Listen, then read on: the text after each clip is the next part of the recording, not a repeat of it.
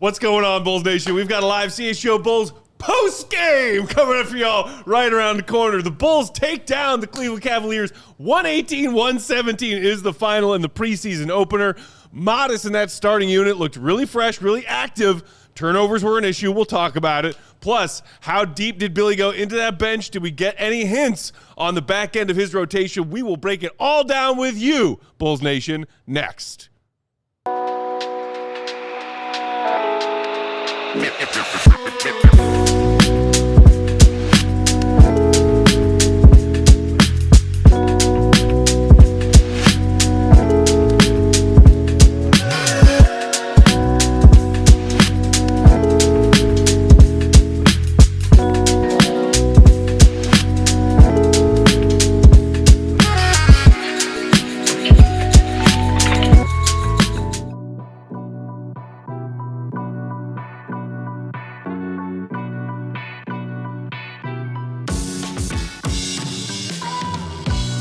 What's going on, Bulls Nation? Welcome in to CHGO Bulls postgame.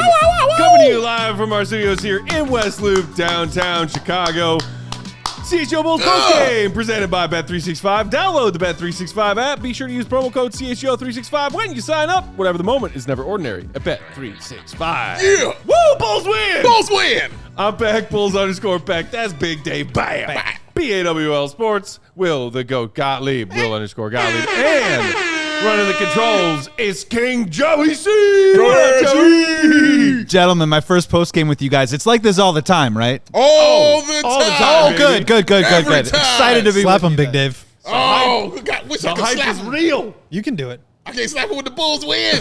Just do it yourself. Victoire the Bulls. Bulls win. Katie, hit him with the Bulls manual. win drop? Sarah, come back. Show him where the Bulls win drop is. We don't need it. You can Do just shout it. the manual version. Yeah. Bulls win. Bulls win, ladies and I gentlemen. did the Will Gottlieb version. Bulls Bulls Nation, win. thank you for hanging out with us. If you're hanging out live on YouTube, throw us your thoughts on tonight's game. Also, hit that like button while you're at it. Make sure you are subscribed to that CHGO Sports YouTube channel on our climb to 90,000. On the way. Okay, a lot to break down because it is the first actual action that we've seen after a very long offseason of waiting. Correct. But, gentlemen, I feel like the place to start that makes the most sense is the Bulls starting five against the Cavs starting five. Okay. As that ball got tipped up. Okay. Coby White sitting this one out. He's been nursing the sore calf throughout the past week and change of training camp practices. Was in street clothes watching this one. Hopefully he is feeling better when the Bulls are nearing that October 22nd date against the Pistons. So the question of, will it be Isaac Okoro in the starting lineup? Will it be Kevin Huerter in the starting lineup? Tonight the answer was yes, both, because no Coby White. Dave, turnovers were a bit of an issue early. I think the Bulls turned it over 3 times in their first 4 possessions. Yeah. 9 turnovers in the first quarter.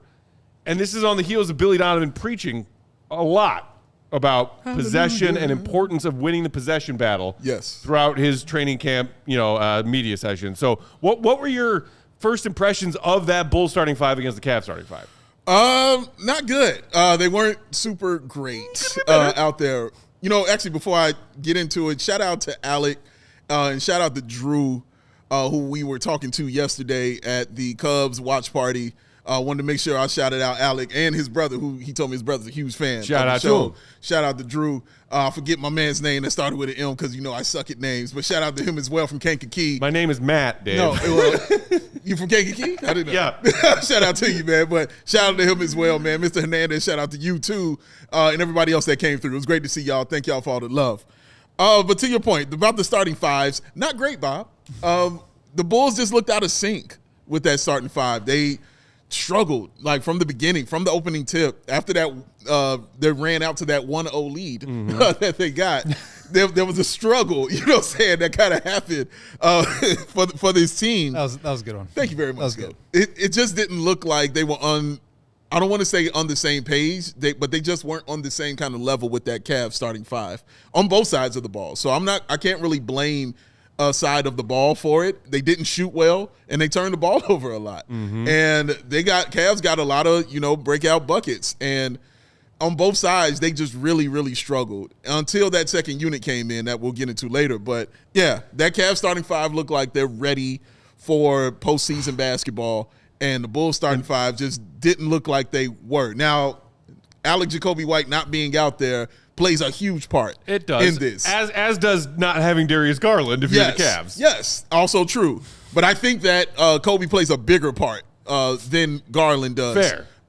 For that Cavs team. Comparatively, how important he is to the Bulls versus Garland to the Cavs. Right, because you remove Coby, you don't really have another one of those. Yeah. You know, you remove Garland, I can bring in another guard. I can have Donovan Mitchell cheat there, and if worse come to worse, I can give it to Mobley and tell him just go score 40, and we'll do it that way. Or Jared Allen, who can get 20 and 20 for them as well. So they have other options. It's just Coby White is just so important to this Bulls team offensively, and I think that Josh Giddey was missing him also out there as well. Kevin Huerter, you know, he really struggled. Like the Velvet, like he really struggled, man. You know, that wasn't Velvet. There was some polyester out there, you know what I'm saying, that he was rocking. But he still played okay, but not great because he's supposed to be the shooter. And he was 1 of 6, I believe, from the field, and it wasn't great. Isaac Okoro, I thought, was solid, and it looked like the Isaac Okoro I kind of had already been seeing. Ended up with 11 points. I don't know. He didn't miss all his 3. He didn't shoot terribly from 3.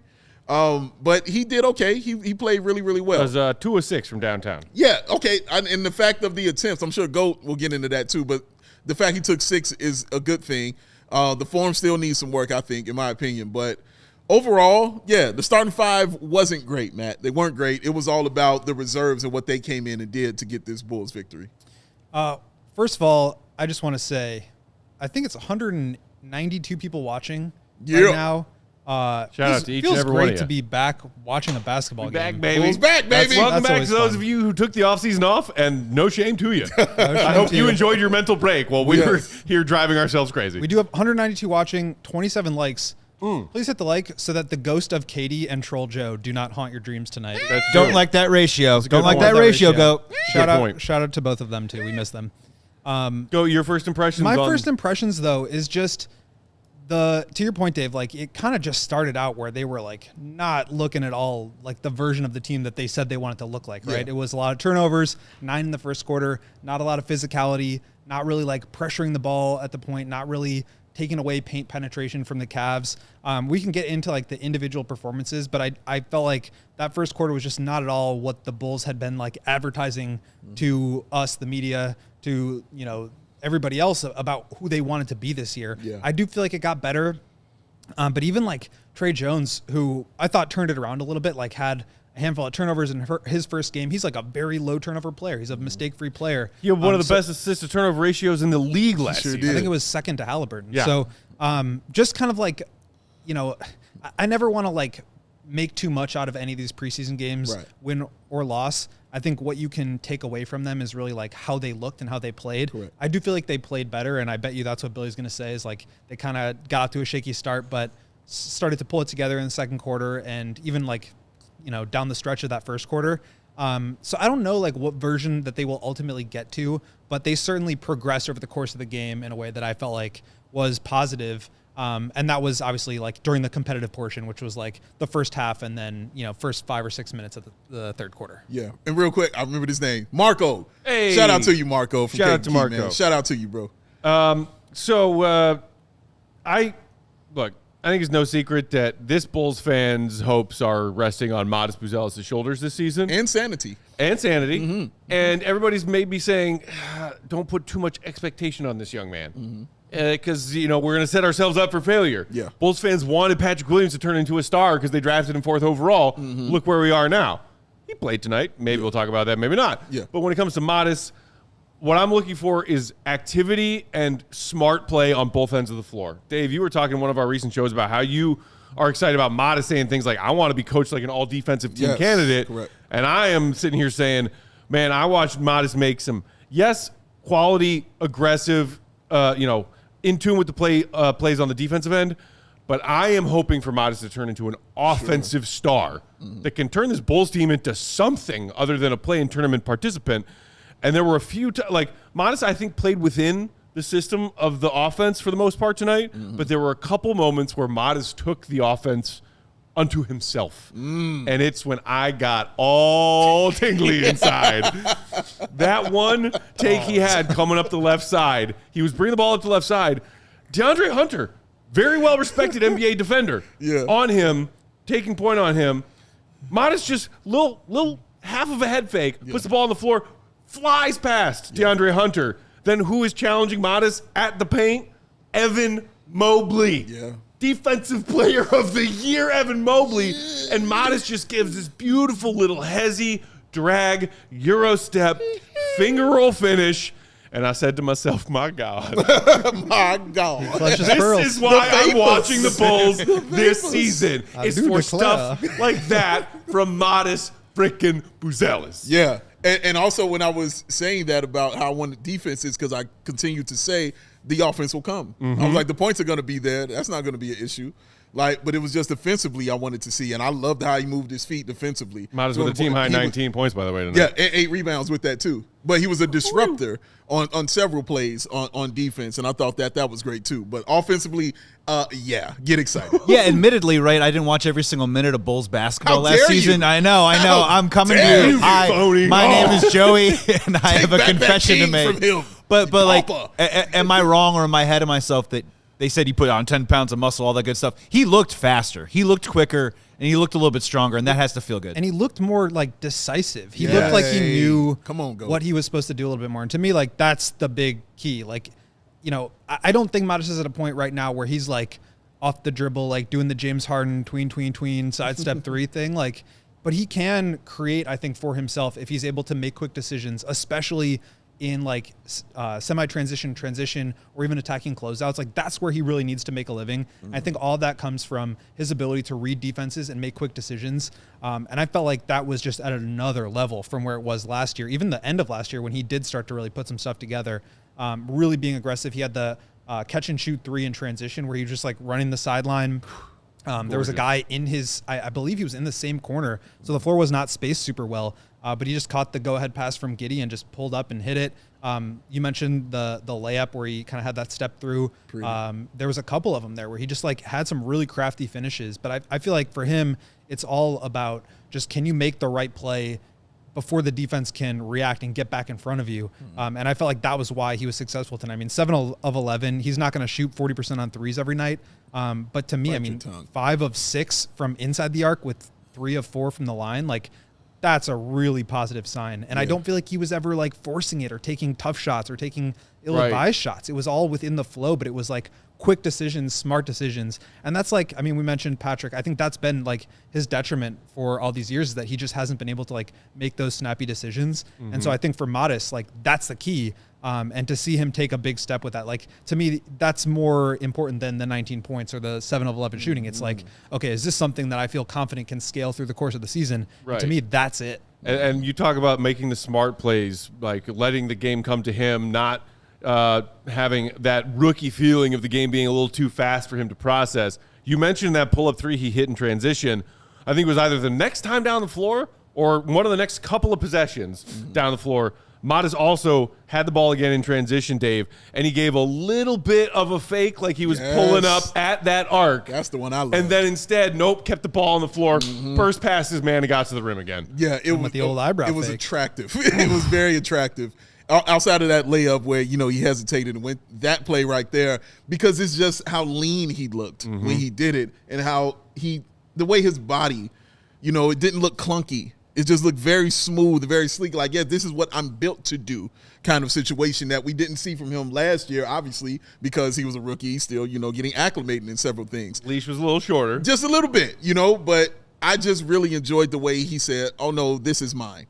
I'm taking it, and he knew when to pick and choose his spots on the floor, when to take over in that game, and when to get those buckets and get those shots. And also 4 attempts at the free throw line in 18 minutes. I like that as well, too. He also, I know we got to go to break here, so just real quickly, I don't think Giddey, and I want to talk more about him, I don't think he had like a spectacular game by any means. He did not. But he had a couple of really nice setups, one of which went to Modest, where it's just like, man, he's going to get these guys such easy baskets, and that builds confidence, that builds the like willingness to cut. If you know you're going to be found for an open layup. I mean, Huerter got one, Modest got one, Patrick got one. Like all these guys are going to be way more encouraged to continue spacing the floor that way by moving without the basketball. And I think that can really help all of them. Yes, agreed. We'll pause it right there and knock out our first couple of shout-outs to our friends and sponsors. While you are listening to these words from our sponsors, do us a favor. yourselves a favor, spread the joy, hit the thumbs. that like button. So Katie won't be under your bed tonight lurking. That's right. It could happen. And, yes, we will dive more into what we saw from Josh Giddey, Okoro, and also some of the bench unit as well on the other side. Thanks for being with us, Bulls Nation. We'll be right back. Joey C.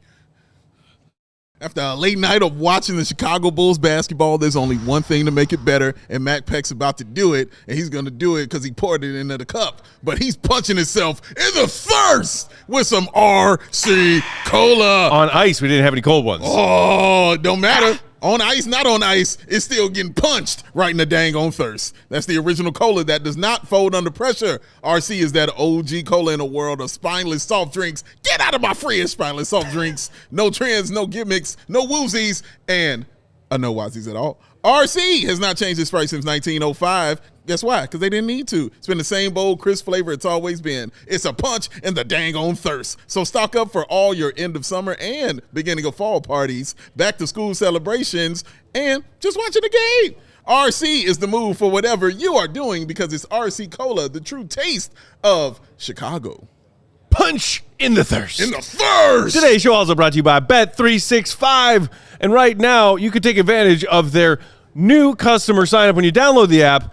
Use promo code CHGO365 and get $200 in bonus bets when you place your first $5 bet. Win or lose that $5 bet, don't matter. You're getting $200 in bonus bets either way. Football is back, and ain't it just the best? Bears. We got Thursday Night Football offers at Bet365. $10 safety net bet. Sunday Night Football. $365,000 jackpot that you can get in on now. Plus Monday Night Football. 50% super profit boost token on same game parlays. You can double your winnings on parlays with Bet365's 100% parlay boost. So what are you waiting for?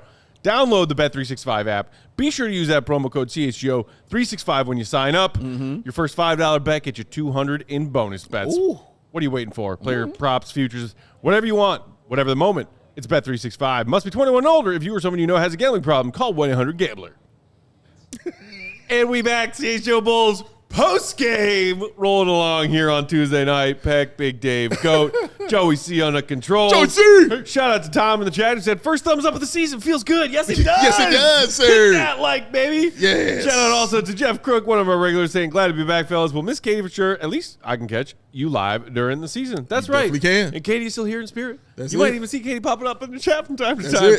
it. So as we were saying right before the break, Josh Giddey, obviously the $100 million man, Reggie and the NBC on Peacock or NBA on NBC/Peacock crew was talking about him a lot throughout the broadcast. A lot of eyes on him. Can he be the guy to be, the setup guy for some of these younger offensive weapons that the Bulls have? Coby, Modest coming into year two. I don't know about you, Dave. I felt like I saw the same player I saw for large stretches of last season. Josh Giddey makes some incredible plays, some incredible passes and reads in transition and occasionally in half court.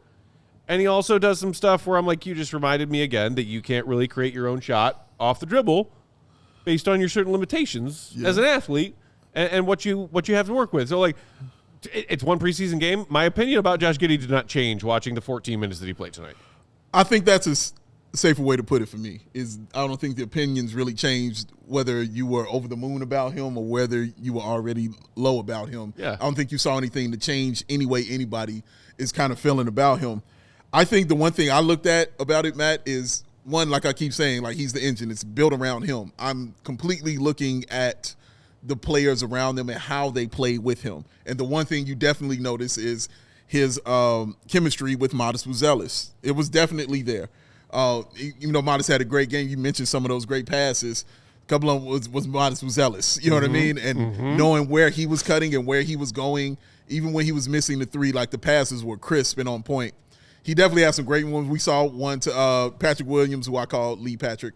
But he saw a pass to him. That was a great little baseline cut. We saw the Bulls actually do that a lot more.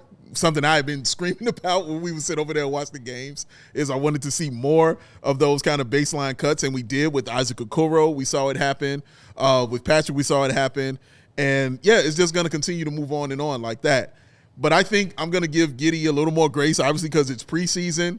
And again, it's his. So I have to give it more grace in the preseason for that young man to get those things together. But you're right, 3 points, 3 rebounds, 5 assists, and then not playing in that second half at all. It was nothing, really to write home about, but I'm more so like, okay, you're going to get another opportunity in this second game with this preseason against these same Cavaliers again at home. Let's see what you learned from that first one.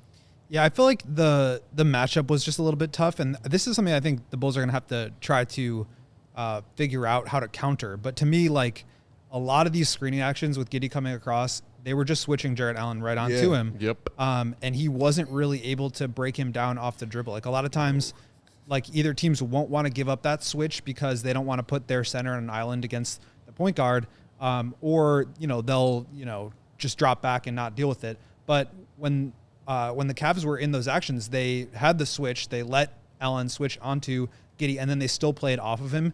And Giddey, like, isn't really going to beat you with a pull-up jumper. Yeah. And he's not really going to blow by a guy. And certainly when you've got that much space, like, he has to have an in-between game. So I think he needs to go more to that floater. He needs to, like, rescreen quickly to get back going downhill. There was one play that stood out to me, which was on a drive where he just kind of did that, like, swipe through and got to the foul line. Mm-hmm. It was his only free throw attempt of the game. But, like, those are the ones I think he's going to have to really make a living on, where he's just not somebody that's going to, like, isolate and score, but can he put enough pressure on the rim that it at least forces defenses to have to address you as a scorer, because otherwise they can just back right off. And then you saw there was another play where he was on the left side of the court. Okoro was in that corner, and Allen switched onto him, and the low man, whoever was guarding Okoro, slid over, and then Allen also just left them too. Yeah. And so it was 2 guys just on the entire half of the court where nobody was really paying attention. He got a 3 out of it, missed it. I like the aggression. It was good of him to take that. And I think they got an offensive rebound and found Modest in the corner for a 3. So it worked out, but, like, those are the kinds of plays where it's like Billy's going to have to dress something up to get him in more advantageous positions, because, like, he does have, I think, a lot of potent offensive abilities, but he needs to be in the right situation to really maximize those. And if you're just not guarding him or, like, playing way off of him, it's just going to be hard for him to put any pressure on the rim. And now you're just kind of passing the ball around the shell, and that's not really getting you anything. So obviously they're trying to get out in transition as much as possible. That's going to put pressure on the rim. But there are going to be a lot of half-court situations. Last year, I think it was like 16% of the Bulls' offense was in transition. That means 85% is going to be in the half-court. What do you do in those situations to try to get Giddey on the move, downhill, creating offense so that other guys can get those open threes, so that other guys can get in those backouts? I do think that they put, especially, like, those angle slash cuts when Patrick had the backdoor layup, like, they're putting in some stuff to try to alleviate that. But I think it's going to need to be, like, a real area of focus for them to try to just get out of that situation. Yeah, and also it's hard to they took away his superpower, because I always say superpower is rebounding. Yeah, and they took it away from him by Jarrett Allen and Evan Mobley. Like, it's kind of hard to get in the paint and push those guys around and cause a little havoc when it's not going to happen that way. And you're completely right, like, he was not able to break down. He's not like he is the guy who's going to break you down off the dribble, but they completely removed that. Anytime he tried to get to the bucket, Jarrett Allen's pretty big, and he can move his feet and can stick with the guard, which is what he did. Any move he was trying to make, they were on it. They were like, no, you're going to have to beat us with some shooting. And we saw the 3-point shot that he took, and not pretty when he did that. So I'm going to give the Cavs their credit also as well with how they played against Josh Giddey. So I think it was a mixture of both. I don't want to remove the credit from the Cavs with what they did with him. But, that's why I'm eager to see what it looks like in game 2. So now you have a kind of a blueprint on how they kind of played you and what they want to do against you. How do you combat it? Mike Mills in the chat said, in all caps, please bench Huerter. The Velvet. Kevin Huerter, the Red Velvet, did not have a great night tonight. Yeah. Just 1 of 7 from the field, 1 of 3 from downtown, had 3 turnovers, which for a guy who should never be dribbling, how do you have 3 turnovers? Yeah, real tough. Just his 3 points. And again, we mentioned it at the top, but because of Coby's absence, we saw Okoro and Huerter in the starting lineup together. A lot of people think that they are the 2 leading candidates to fight for that final fifth starting spot, alongside, when healthy, Coby, Josh, Modest, and Vooch. So a lot of tonight's game, and shout out to Connor who said Coby's spacing was sorely missed tonight. Yes, it was. A lot of this is like, okay, let's put a pin in this because we didn't have Coby White tonight. Yeah. And as you said, Dave, makes a big difference. Huge. When you're trying to break down what the Bulls Massive. showed us I mean, tonight. everything I just talked about with Giddey, it's like Coby can be somebody that For sure. does that. And Absolutely. spaces the floor and breaks down the defense. So I do think that that's a big key as well. When it comes to the whole Huerter Okoro thing, though, Dave, you were touching on Okoro a little bit earlier. Little bit. What we've seen from him, his first impression here, arriving in that trade, the Bulls wanted him largely for that defensive identity that he could hopefully help them build. But what could he give them offensively? Where are you after tonight with the whole Huerter versus Okoro thing? What did you like or not like about each of their games tonight? Oh man, well, yeah, that's a layup. So Here you are, sir. thank you, Matt. Good looking out. Kevin Huerter, was terrible shooting the basketball tonight.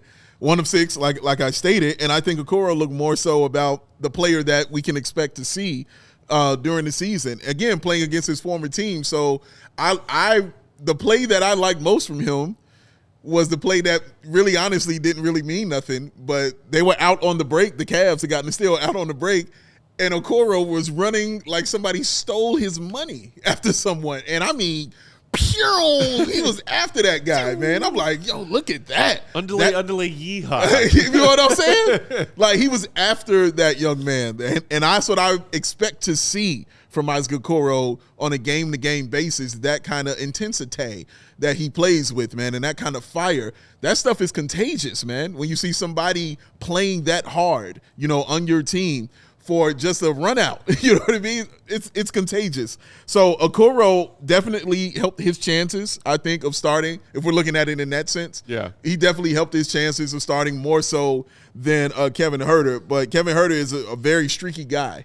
And I don't think he's 1 of 7 kind of shooter. I think that'll get better in the next game. But the turnover, I think he had 3 of those. Yep. But even if you want to go there, Okoro had 5. So did he really? Like it happens, like that kind of way. So nobody really played well to the point where I'm like, yeah, for sure. I haven't changed my mind, like I said, about Josh Giddey. I don't think this was a game that changed people's minds. You felt how you felt. My mind wasn't changed about who I thought is going to be the starter, which was Kevin Huerter. But it definitely helped Isaac Okoro's argument for why he should be the starter for this team. I just don't feel like I got quite enough information yet. Obviously, I think Okoro outplayed Huerter tonight. I'm not going to dismiss that. That happened. What I liked about Okoro, obviously the defense and the intensity. There were a couple of plays where he was just all over the floor, and you really felt that physicality. 5 turnovers is too many. To me, I think he's somebody that, you mentioned with Huerter. Yeah. I feel like both of those guys can and should be making some plays, attacking closeouts, using the Bulls' offense to their advantage. But yeah, you just can't turn the ball over 5 times. That's can't do it.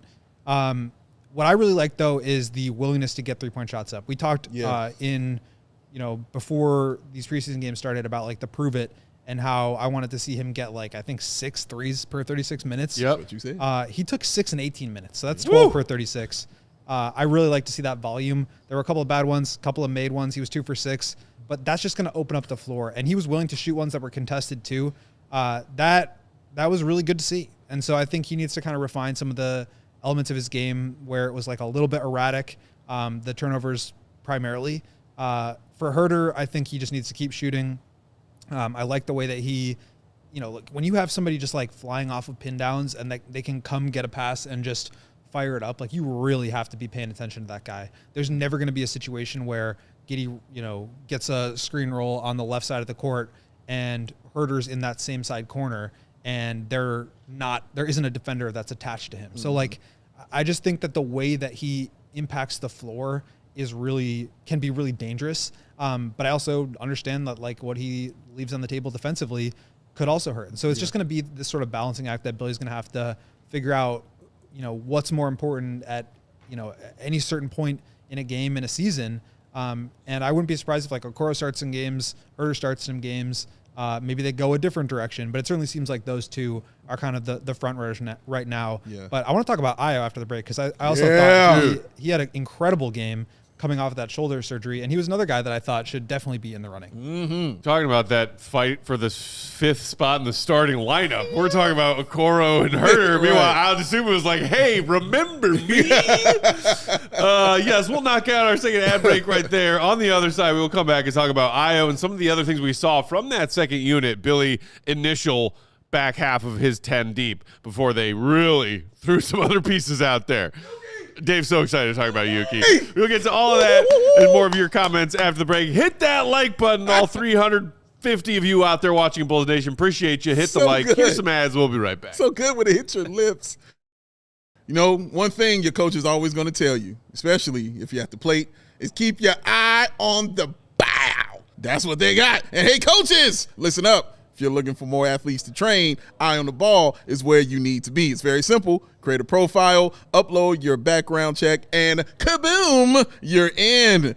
That's just $150 a month or $500 for the whole year. That's a deal. Athletes of all ages and sports can find you directly. And here's the best part. Eye on the Ball does not mess with your schedule, your payments, or your business. They don't do none of that. You're in full control. They just connect you with athletes who are already looking for coaches that are just like you.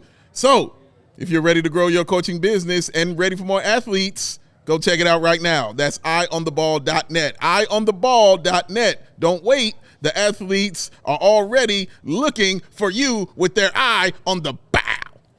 Today's show also brought to you by PrizePicks. PrizePicks. Dave, you know I love being right. I do know this. About any and all things. All of it. Which I always am. But on PrizePicks, being right actually gets me paid. Oh, double love. That's a double win. Yeah. Don't miss any of the excitement this football season on PrizePicks, where it's good to be right. Man, I love football. It's back. It's the jam. On PrizePicks, all you got to do is make a couple of picks, couple of players, more than or less than on a bunch of different projections on stats. Saquon rushing touchdowns. Yeah. I got him. Yeah. I'll throw a pick on that. How about Josh Allen passing yards? Ooh. He throws a lot of those. Cash. Shout out to Matty Stafford, too. 389 last week. Oh, Baker Mayfield. Hey. That's right. PrizePicks is the only app that offers stacks, meaning you can pick the same player up to 3 times in the same lineup. Want to pick more on Josh Allen's pass yards? Because I always do. Now you can pick all of them in the same lineup only on PrizePicks. Download the PrizePicks app today. Use promo code CHGO to get $50 in lineups after you play your first $5 lineup. That's promo code CHGO. PrizePicks. Pick them. We're back. CHGO Bulls postgame rolling along on Tuesday night. It's time to take the temp, y'all. Let's take the temp. Taking the Temps brought to you by our friends at Four Seasons, your trusted local experts at Four Seasons Air Conditioning, Plumbing, and Electric. Visit FourSeasonsHeatingCooling.com for all their special offers and money-saving coupons. That's FourSeasonsHeatingCooling.com. All the right reasons. So we were talking right before the break about taking the temp on the battle for the 5th starter spot. Yes. Coming out of the gate this season. What we saw from Ayo Dosunmu coming off the bench tonight. Yes. Coming off of shoulder surgery that ended his season last year prematurely. And we kept hearing all summer whenever anybody would get a quick check-in with Ayo. Doing well. Recovery is on schedule, if not ahead of schedule, feeling good. And then GOAT seemed like this past week of training camp practices, that was doubly confirmed. Definitely. So, tonight, Ayo comes in off the bench. The Bulls had dug themselves a hole with that starting unit and their early huge number of turnovers. And Ayo just transition Ayo on offense. Ayo making things happen on the defensive end, making smart plays, and efficient from the field. Finished 5 of 6 for 12 points. Oof. Chipped in everywhere else. The other part of taking the temp, I saw somebody in the chat earlier, I want to say like Scrug or Sug or something, was saying like, get ready for teams to be calling the Bulls about Ayo at that trade deadline. Nearing that trade deadline. He's coming in on an expiring contract. Yeah. Everybody's talking about Josh Giddey just got paid. Coby White's next to get paid. Ayo's also still here. And Ayo looked pretty darn healthy for one. Love to see that as a Bulls fan. Yes. And two, the same very good player that Bulls fans have come to know. Yeah, it's yes. I mean, it felt so good to sit there and watch him just be Ayo Dosunmu. Like, I like when I'm not thinking about the player when I'm watching the player. And I mean that from when somebody's coming back from injury. Like Lonzo Ball, when I got to a point, shout out to seeing him as well, which was great. But Lonzo Ball last year, there were points when you were watching early on where you're just watching him during certain games because you're like, is he okay? Is it all right? What did he do that for? Why did he walk like that? What did he do? Oh, is that okay? Is he fine? Like, he fell down. Did he get up? Like, I didn't feel any of that when Ayo came in and he just immediately started doing Ayo Dosunmu stuff. That was a great feeling. And he just looks so smooth, man. Like, everything looks so seamless in his game. Like, when he's on, you can just hear the phones ringing from these 29 other teams in the background. You can hear it because when you're playing that well and you're doing it again against a Cavs team, again, I don't care, it's preseason. They're watching everything. When you're doing it that well and helping the Bulls win a game and come back in a game where they were down double-digit points, Ayo Dosunmu was the lead catalyst for that comeback that they had in this. And shout out to Trey Jones, who we'll get into as well. But, man, it just looked so good. The three-point shot looked good. It was smooth. Everything was pretty smooth for Ayo Dosunmu, man. Nothing looked clunky. Nothing looked out of whack. Everything just looked pretty smooth to me out there on the floor for him. And, man, that's exciting to see. Even all the way to the last second half-court shot, like, I thought it was going in. But it was just great to see, man. And, y'all know I don't want to ever get rid of a guy like Ayo Dosunmu. I love Ayo Dosunmu for these kind of reasons. What a safety valve, what a salve he is for this team when they really, truly need it and they're playing bad. Connor saying when Ayo gets going, the Bulls are at their best. Also, shout out to our guy Mo Bankson hanging out in the chat. He said, problem with that Ayo trade premise will be AK asking for an all-NBA player plus 5 first-round picks for Ayo Dosunmu. As is his right. Let's set that preconceived notion aside for now and go, what were your impressions of Ayo tonight? I mean, he looked great. He played great. 5 of 6 from the field. Hit both of his threes, 12 points. He was a +7, and that was he played primarily during the competitive portion of the game. He played 19 minutes, which was tied for a team high, also tied with Trey Jones, Vooch, and Huerter. So, I think he, immediately got back into the rotation and reminded everybody why he's a Billy Donovan favorite. Yeah. I mean, if Billy could just play Ayo and Trey Jones together out there, 2 or 3 of each of them, yeah. I'm sure he would because they just play the style that I think he wants to play. And look, I feel like I've kind of waffled on this over the last couple of years, depending on where the Bulls were in their sort of timeline about should they trade him, should they not? And at this point, I can't imagine a deal where it makes sense where the Bulls win a trade. Okay. Giving up Ayo because an expiring contract and a guy who is going to need to get paid, maybe a team really covets that, especially at his low number. But for me, it's he's maybe the one two-way player on the roster right now. You're a team that's trying to establish a defensive identity. Okoro is obviously a very good defensive player and can make some open threes from time to time. But I feel like what Ayo gives you, the dynamic of being able to put the ball on the ground, grab and go on rebounds, push the break, get downhill, make plays with the basketball. He's got that point guard background that I think can really help him there, whether he's playing at the one or off the ball. To where even if he isn't making his threes on any given night, he's still able to add value on the offensive side because of what he can do to your pace and your transition game. Mm-hmm. And then on top of that, tonight he's making his threes, so he looks really good. And then on top of that, he's also a very solid defender, one of the better ones on the team. So for me, it's I know people are worried about the cap and the salaries and stuff. I'm not worried about that. I think you can easily bring back Coby and Ayo if you want to. And I just don't see a deal out there where you're getting a really good first round pick, a lottery pick for Ayo or a two mid to late first round picks, right, where it's okay, yeah, you probably got to do that. Instead, just sign him or wait until the end of the summer. I think you can probably get him on a number that's around where his cap hold is. And you just you bring him back because he's great for the culture. He's great for both sides of the basketball. He obviously means a lot to the community here. And again, if you mean more to your team than you do to any other team, there's no way you're getting a value.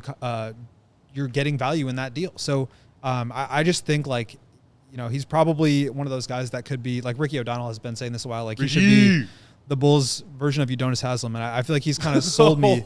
He's kind of sold me on it. He should just be a Bulls lifer. I think I agree. He's good enough. He's he's able to big dog on it. People like him. And he's able to contribute in so many different ways. And the Bulls need that. You can't just have guys that are specialists at one thing and expect to put a good team together. You have to have two-way players. You have to have versatile players up and down the lineup that can play a little point guard, that can play off the ball, that can defend. Like, he's the only one on the roster that really gives you all of that. Yeah. And I just wouldn't be in a rush to get rid of him. If you get a great deal, okay, yeah, you got to think about it. But, I mean, who else is giving you everything that Ayo gives you? I mean, that's a great point, because you're right. Like, lacking a 3-and-D is what the Bulls kind of are. Like, you have guys who can do certain things in certain spots. Like, you have – but everybody you just kind of want to combine. Right. You know, like, y'all want to take Kevin Huerter and Isaac Okoro and put them together. You know what I mean? Right. Like, I want to take Lee Patrick and I want to take Dalen Terry and kind of put them together. Like, you know? some of the offensive moves that DeAndre Hunter displayed tonight, and you're just like, gosh. I want that. That is why the Cavs were like, we got this Isaac Okoro lying around. You want to give us Alonzo Ball? Yeah, man. Like, no, that's dead on, man. And I love how you say that, because you've said that previously about if he means more to your team. And I've heard you, and I've never disagreed with that argument. I think you're dead on. But, yeah, I want him to stay for what he does on the court and what he does off the court. What he means to Chicago, what he means to the team. And he not only means more to the team, he means more to the fans also as well. And I think also, just to add to that, when you bring in Isaac Okoro and Trey Jones and Josh Giddey and you still have Coby, like, maybe it does get to a point where he means less to you than he might to another team. Maybe you are trading from a position of strength where you have a surplus of one type of player and you can trade that to another team that's at a deficit and get an asset for it. Yeah. I think that's possible. But I also watched this game tonight, and it's like, well, Ayo's the one standing out. Like, I thought Trey had a really good game. We can talk about him. Only one turnover. I thought he had a couple. But I did too. 10 points, 4 steals, plus 16. Like, he was really solid. But I also saw Ayo contribute next to him, and I think that's exactly the point I'm trying to make, which is that Ayo can fit in anywhere and still provide positive value. And I just wouldn't be worried about him making $20 million a year next year and not being able to keep him. If it gets to that point, like, yeah, you got to make a deal. But I'm not worried about that with Ayo as much. I would be more concerned with Coby there, not because I don't think he's worth it, but because I think he can command more money. And if you're not sold on paying him, then you definitely have to move him. Ayo, I feel like, is a role player. He's really good at it, and he's probably going to get paid accordingly. And those are the kind of players you want on your team as you're building out a deep roster. Facts. Niles Reed in the chat saying, Ayo looked healthy. That's all I wanted to see, to be honest. And thinking back to Dave, not 1, not 2, not 3, not 4, about 5 shoulder separations before the Bulls finally shut Ayo down last year. Yes, absolutely. He looked good tonight, but let's all, as Bulls fans, take a huge sigh of relief that Ayo Dosunmu looks freaking healthy and past that shoulder issue. Shout out to our guy Briscoe, who said in the chat, Ayo Dos looked like the best on the whole team. Fine Day saying Ayo's got to start, and he's the soul of the Bulls. I agree. 100% agree with that. You agree? Yeah, man. He is. He's the heart and soul of that team, bro. Like, and he's not a guy that's vocal about it, but as Go said, there's nothing else like that. You know what I'm saying, on the team. Any spot in that backcourt, he can fill. Like, you want him at the 1, you want him at the 2, that's Ayo. You want him at the 3, cool, you can do that. You want to run a small ball? Okay, great. You know what I mean? You want to run an all defensive lineup? He's out there. You need somebody who can create their own shot and score? Ayo. Like, it's what he is, man. He is that important to this team and to this community, bro. Like, I love Ayo Dosunmu. Cortez McGee saying you got to keep Ayo and Coby, in my opinion. Travis McKnight saying Trey Jones and Ayo are our two best two-way players. Yeah, Goat is right. He balled. Like, Trey Jones played so well today for this team. It's from the moment he walked on the floor. Right. He settled things for the team. And that's why I love, again, point guard, favorite position. So I love it so much. Yeah. He settled it all down, and traditional point guards really know how to truly do that. There are eccentric ones for sure. Like, I consider Josh Giddey kind of more of an eccentric kind of point guard, or even if you want to put a Russell Westbrook in there too. Like, those are more kind of eccentric kind of point guards. But like a traditional, straight up, like, oh, man, no, I can set this up. You're supposed to be there. You're supposed to be there. I'm going to take this right here. Set me this screen. Let me get in there. He saw when nobody else was on the floor that could score, willing to score. He said, all right, I'm going to score. I'm going to go to the bucket. I'm going to get blocked a bunch of times because I'm small, but I'm going to do this because this is what is being dictated to me. On the defensive end, you couldn't even get past the half-court line without him being on you. That's how he ended up with the 4 steals, man. Like, his IQ, you just saw it working out there, and it was really awesome. Shout out to our pal Kimberly, who said, hi, all. Yay, Ayo. And a lot of love for Trey Jones. Niles Reed, meanwhile, saying, okay, guys, legit question. What did we think of Dalen Terry Let's tonight? go! So let's use that as a jumping off point to talk about the second 5 of Billy's 10-man rotation before going to 15-man rotation. But so after the starting 5, it was Trey, Ayo, Julian, Dalen, and Zach Collins. It was. That was the second 5. Yeah. Thoughts, Dave, on that second 5? I had no problem with it, but what you saw was the transformation of a brand new character on the Bulls bench. Because when that young man saw he wasn't in that top 10, Patrick Williams turned into Lee Patrick. He became Lee Patrick tonight. Big Dave will be running a campaign all season long. That's right. That Patrick Williams has, in fact, legally changed his name to Lee Patrick. To Lee Patrick. He played well. I mean, did he not play well? I thought he played well, man. 11 points. I thought he was awesome. 11 points. Yeah, thank you. 11 points with the 2 rebounds and the 3 assists, and he was active. He got to the free throw line 6 times. What? He got to the free throw line. What? 6 of them things. I don't believe is what he did. Well, why? Because you're thinking Patrick Williams and not Lee Patrick. Lee Patrick was on the floor tonight, ladies and gentlemen, and he played well for the Chicago Bulls. Shout out to him. I want more of Lee. Give me more. Come on, Lee. Give me more. Come on. Yeah, I'm not going to sit here and say, like, you know, the bar has been lowered for Patrick Williams. Sure. Like, it just has. But I felt like that was more activity than he's shown in a single game, like, than all of last year. Agreed. Like, he immediately came in and was, like, attacking the basket. He had the back cut. He was just, like, way more physical. He drove from the corner. He caught, like, a kick-out pass and attacked the basket, got to the free throw line, hit a 3. Just really good to see him in a place where, you know, he was making a little bit of, like, sharper, snappier decisions, whether it was getting to the basket or just, like, deciding what to do with the ball. Like, I think we just didn't really see a lot of that last year where he was decisive. And I think that's something that Billy has talked so much about for Patrick's, like, ability to get to a level where he's being productive is obviously the availability and being healthy, but then just, like, making quick decisions within the flow of the offense and, like, reading the game quickly. And he just didn't really do that last year. But he looked a lot better at that tonight. There were obviously some, you know, bad plays in there too. He gave up that one dunk to some dude wasn't familiar with. Yes. That came in off the bench. And he was like the 11th man. So it's not like he's got minutes guaranteed. And by the way, this was without Coby. Yes. So I don't know if Patrick's going to be in the rotation, but if he plays like he did today, I think he'll have more chances because this looked more like the, like, earlier career Patrick Williams that we had maybe some more optimism about than last year, where it was just like it wasn't working.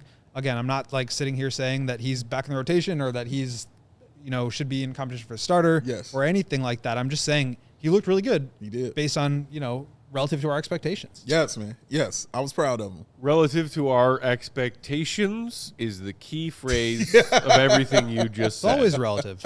I didn't see Patrick Williams dribble the ball off his foot tonight. Yeah. He brought the ball up. There one time. That's right. He brought the ball up. He brought the ball up, man. 3 assists, 1 turnover. Yeah, 1 turnover. Right. 1 turnover. Only shot he missed with the free throws. When it comes to Pat, and you pointing out that the Bulls were without Coby tonight, so the top 10 was essentially the top 10, 11. Yeah. Throwing Coby in there. And this is what I was saying most of the postseason, or most of the offseason, when you started finalizing this roster and taking a look at it and coming off the heels of what we saw last season, like, is Pat guaranteed? Of course, guaranteed a starting spot, gone. Yeah. Right? Yeah. Last season was his last chance at having that coming into training camp. Agreed. He had to earn minutes as a bench player coming into this year and this training camp. And I was going through the motions of, all right, this player in Billy's rotation. And I saw Pat outside the top 10 of Billy's rotation. I still think that's the case tonight. 1 preseason game, it's basketball, so we're breaking it down. It's the first basketball we've gotten to watch as Bulls fans in months. So whether it's Pat or any other player, grain of salt, right? But when it comes to Pat specifically, that contract and what we saw last season, Well, like, what was the George W. botched version of "Fool Me Once"? You know, fool me once, Fool me, but you shame can't on you. Fool me twice, you can't fool me again. Fool me, but you can't get fooled again. Can't get fooled again. That's right. That is my approach to Pat this season. Yeah. It's not that I'm not rooting for him. Yeah.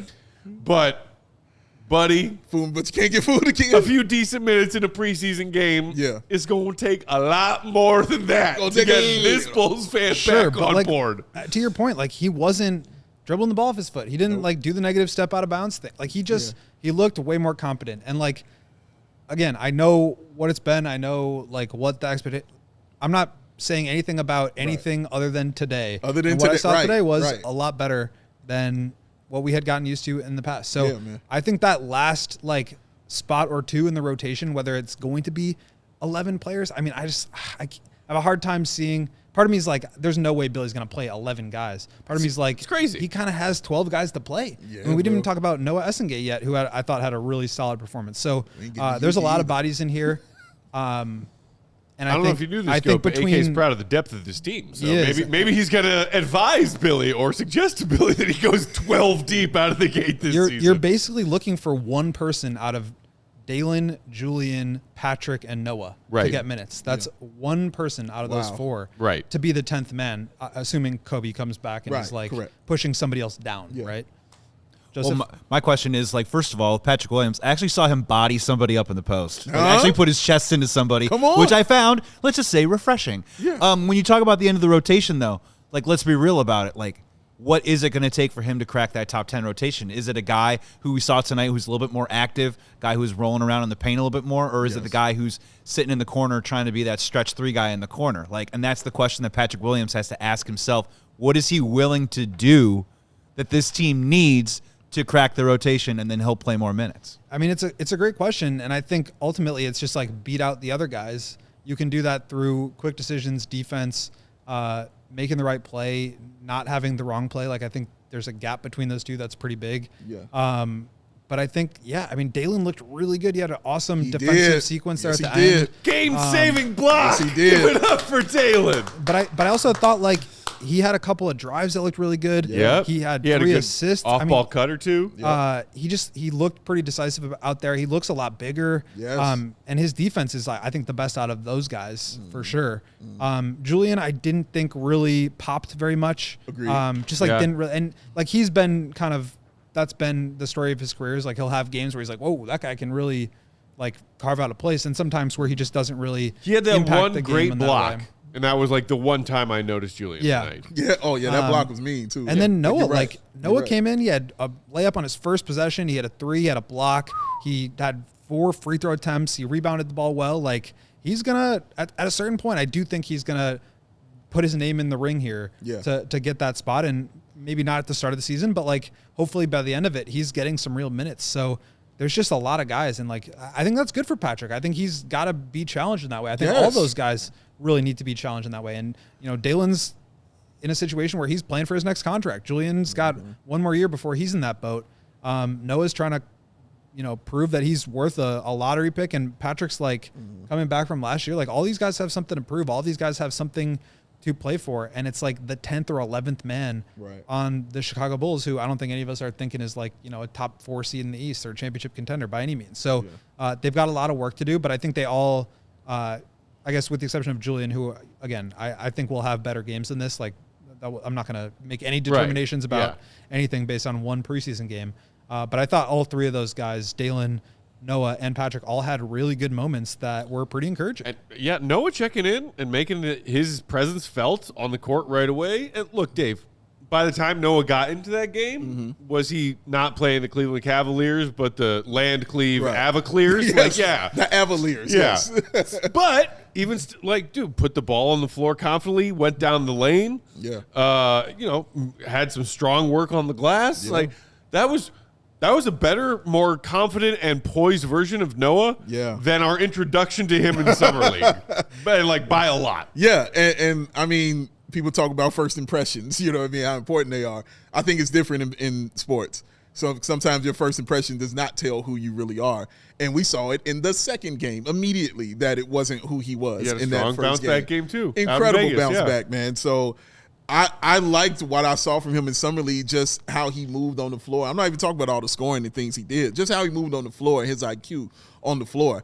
I thought I saw it again today. in this game, man. He knew where he needed to be. He knew what the team needed. He understood, they need me inside on this one because I got to get these tip-ins and I got to keep the ball alive. They're going to need me to step out to this baseline because I need to keep the floor spread so I can keep the lane open for guys, to get there. Like, you're watching him think on the floor.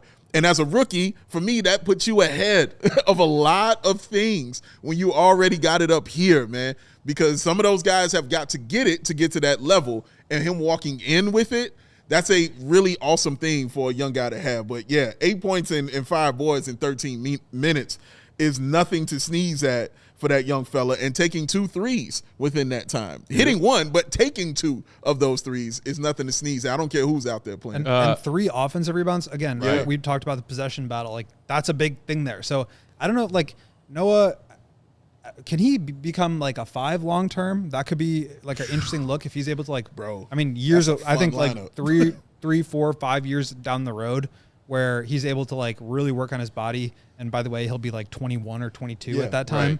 Right. Like, I think that would ultimately be like a great thing for the Bulls to have that kind of versatility.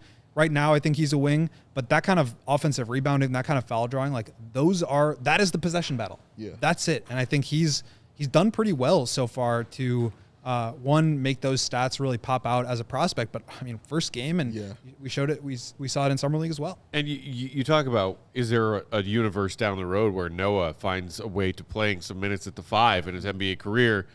Keep in mind, as much as I like to throw shade, even AK would be thinking about pieces that fit well around Modest Buzelis, and also maybe Josh Giddey, maybe Coby White, but Modest Buzelis when they were on deck to pick with the 12th selection of the 2025 NBA draft. So however they envision Modest and Noah playing together on the floor, they envision those two playing together on the floor. Yes. One would hope. Positionless basketball, et cetera, et cetera. But yes, one would hope, Goat, that they have some kind of plan that involves Modest and Noah being in their starting lineup together in the foreseeable future. Well, I think I was kind of being facetious, but like also we're also pro best player available regardless of position. So I think that's sure. It's not like that outlandish, but ideally, they're playing together, and I think Modest has some of the ball skills, and ideally gets to a point where he's shooting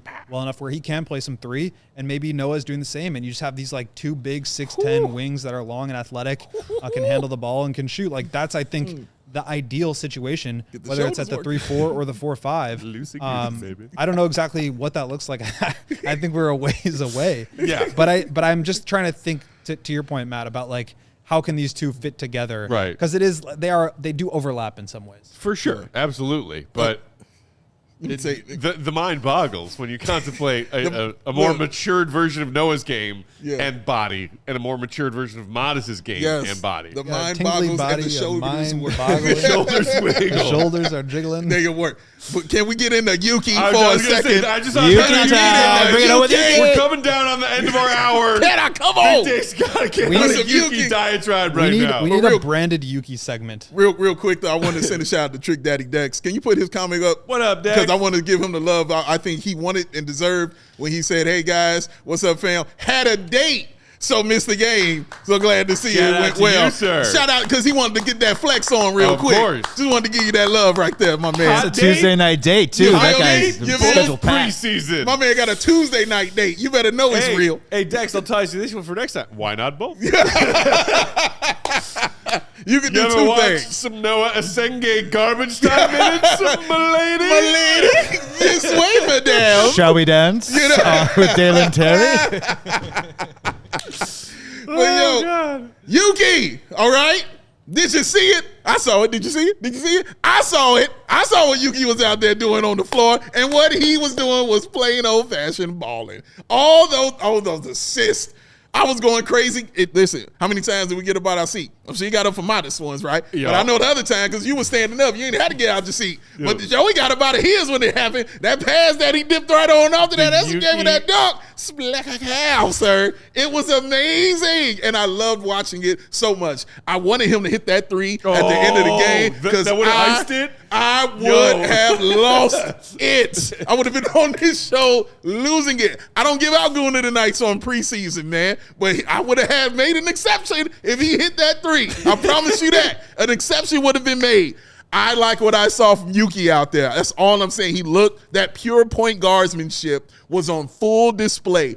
That way he was guarding guys up the floor. Did you see how he created that almost turnover that happened when he was guarding one-on-one and he had to get the ball out of his hands and almost threw it in the backcourt? You know why? Because Yuki was in his ass, going his jersey, guarding that dude like that. Oh, he's small. He can't play defense, but he can annoy. And he's smart. You just watch his IQ work. Do you see the foul that he got when that defense player was trying to get to the bucket and they were going and it looked like a fast break? He said, nope, let me grab your jersey. Nope, let me shut this down real quick. That is point guardsmanship, man. The passes were crisp. He just got to hit a couple of those threes because he came in the game. That was the first thing he did, attempted a three-point shot. The first thing he did, man. I love what I saw. I want to see more. Give me more Yuki. And, you know, we've talked about it not just in those summer league minutes where we were like, yo, Yuki, it's not just like a phenomenon of like, oh, the internet loves Yuki Kawamura. Yeah. Had some fun moments with the Memphis Hustle last, but like, no, like he can play. He can play. He is short for a professional basketball player. He is. But he can play. And, I don't care how tall you are. If you successfully put pressure on NBA defenses and get them on their heels and then pick the weak spots of those defenses apart with your eyes in the back of the head, playmaking and passing ability, yeah, he's a two-way contract player, but my God, Bulls fans will be clamoring for more Yuki minutes than they're getting, regardless of how many minutes Yuki is getting. That's true. Facts. Yeah, I got some Yuki takes, but do we need to take this to overtime before we should. Let's take this to overtime. 100 miles an hour. We're going to, for those of you watching on our various streaming services and Comcast, Xfinity, Roku, Samsung, all them jazzes, if you want the bonus coverage, head to allchgo.com as we roll a little bit into overtime. Go! Yuki takes. Love that preparation from Joey. Yeah, I mean, I thought he just we talked about this a little bit with Giddey, where it's like the paint pressure, the rim pressure at times, it's just not quite there. And I think Yuki can struggle from that a little bit too, just because of his size. But I do think that the sort of speed and tempo that he plays with allows him to get a little bit more pressure when he does have the ball. And then there was that one play on the pass. I'm forgetting who it ended up going to. I think it was Collins for that. The trailer. Zach Collins cut through the paint. So he kind of cut through and then pulled back and kept his dribble alive. It was like a little Steve Nash thing where you just put pressure on, you pull back, keep your dribble alive, and you can get into something. And I think that's kind of the way he's gonna have to do it. He does need to hit more threes. I think at a certain point he's gonna need to be an elite shooter to really earn minutes if he's going to do it at an NBA level, because he is getting picked on. The Cavs are going after him on a lot of possessions, but he works. He gets over screens. He picks guys up full court. I do appreciate the pressure that he plays with. I don't know that he's ready to play real NBA minutes right now, but I do think that he's one of those guys where, I mean, we talked about with Julian, where it was the one play where you really felt him out there. You feel Yuki out there every single possession. And I really appreciate that. I think that's what he needs to do to try to make an impact. I think having a little bit more of a reliable jumper will allow him to play off the ball a little bit more, being willing to kind of throw his body around and pick up full court and really pressure and hassle guys and get over screens. That stuff's really going to matter, because at the end of the day, the margins are just so slim at the NBA level. And he's playing now with, Trey Jones is 6'1". He's a very small player. Yuki's 5 inches shorter. It's just so difficult. I mean, he's the shortest player in the league by far. It's so difficult to be able to compete and to succeed at that level, but he's certainly got some real pop and some real shine, and can make some plays. I mean, 5 assists in this game. I do think he can help the Bulls, whether it's just in these kind of moments where he's helping facilitate and get easy shots to some of these younger players, or if he can carve out more of a role and get to be able to do it in more meaningful minutes. I'm not opposed to that at all. I think he's just got more work to do, especially with the shooting, to be able to expand his role in that way. I agree. I didn't listen to anything you just said at the end because it sounded like hate from the man. Shout out to our guy Flipside in the chat who said, Yuki-Mania, already got my tickets for Windy City Bulls versus the Grand Rapids Gold. Oh, that's a barn burner. Get in line. We're almost there. Roser saying, watch Yuki's last NBA game with the Grizz. It was impressive. So, again, he's fun, two-way contract guy. We'll see. He's going to run in Windy City. Yeah. He's going to run that team. Yeah. And looking forward to that. Maybe he and Noa Essengue will develop a little bit of camaraderie and chemistry on the floor. Camaraderie. As we wrap up here, and shout out to Justin, who's telling y'all 15 more likes to get us to 200 for the show. Let's get to that 200 Get to that 200 mark, likes, baby. Anybody want to throw us a last second super chat? You can do that too. Super chats. But so as we look ahead, I saw somebody in the chat just ask, like, when's their next game up? Against the Cavs again, this time back home on our turf on Thursday. Yes. We'll have another show for y'all tomorrow, sandwiched in between there.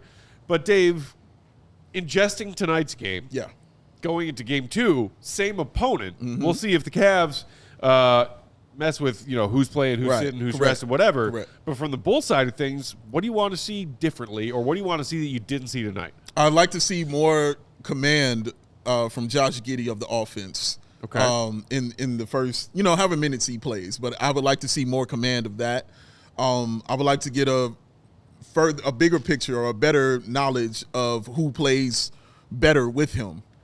Because I'm looking at it this way because, again, he's the one. He's the offense. He's the engine. So it has to be kind of what is around him, what helps him, what surrounds him better. So I already know it's Miles Buzelis. We already got that down. We already saw Vooch. Even though Vooch was very quiet, I just chalked that up to him chilling. It's preseason. You know what I'm saying? The man is 35. Coming off a Euro basket. Leave him He's alone. chilling, dog. So I'm not tripping on Vooch, all right? No. I'm just cool. So those people in the chat earlier be like, Vooch is garbage. I was like, relax. It's preseason. It's preseason, man. He's chilling. So, but I already know he has chemistry with Vooch. I already know he has it with Modest. And I know I talked about how he had it with Huerter. The numbers prove that last year. Does he have some with Isaac Okoro? Who off the bench might he have, some of that chemistry with? We know Trey Jones and he'll play well together as well. So I would like to see him, though, get a more firm command of it.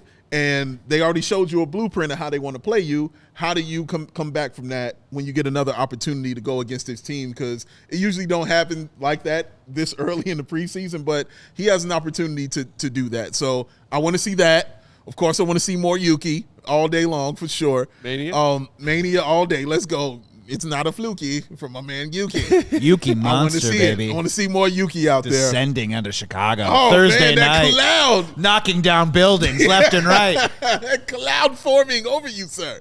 And Essengue, I want to see play a little bit more also, too.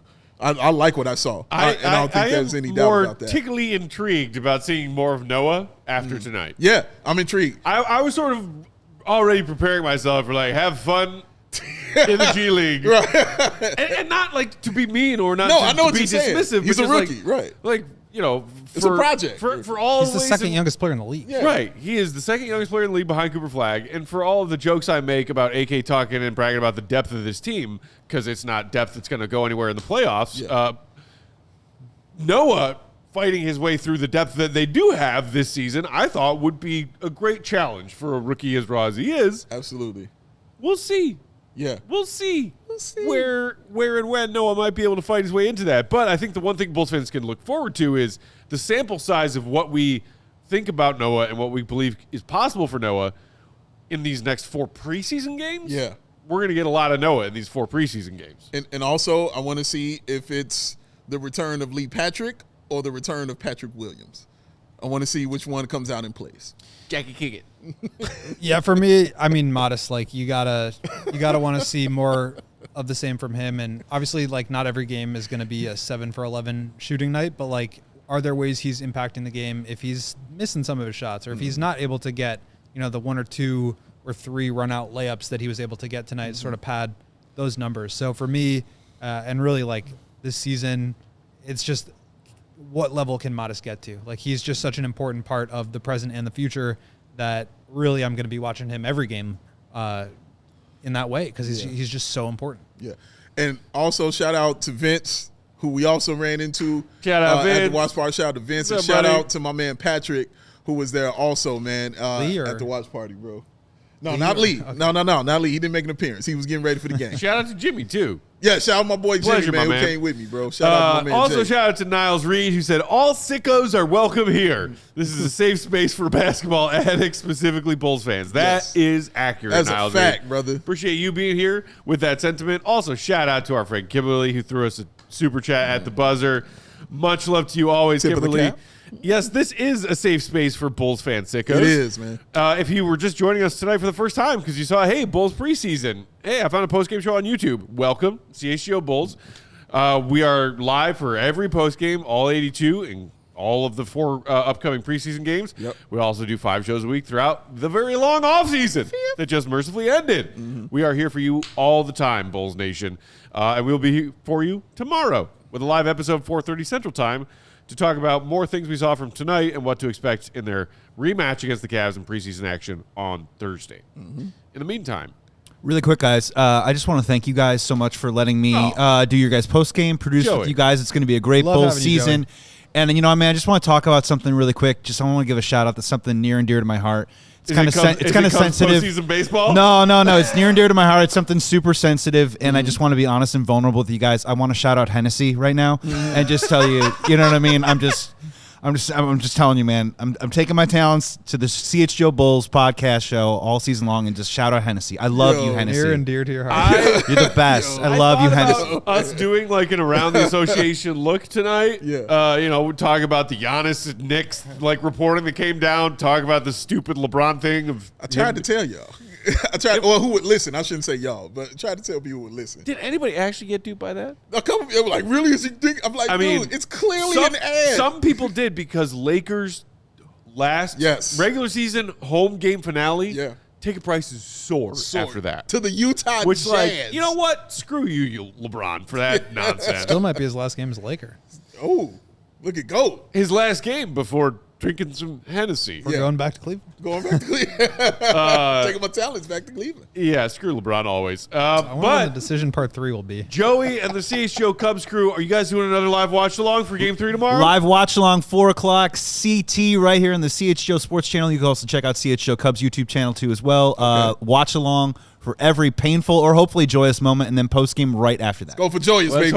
Let's hope so. Shout out to our CHGO Cubs crew. They've been doing a great job through this postseason run. Started the rally cakes. Yeah. Old Crow was fun last night. It was. Even old grumpy myself and Dave were there. Yeah. Old and grumpy just labeling me, not you. You were also there.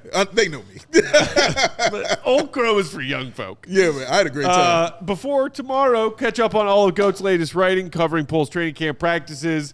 Read that awesome feature he has about Noa Essengue, the Rook, talking to his former pro coach in Germany.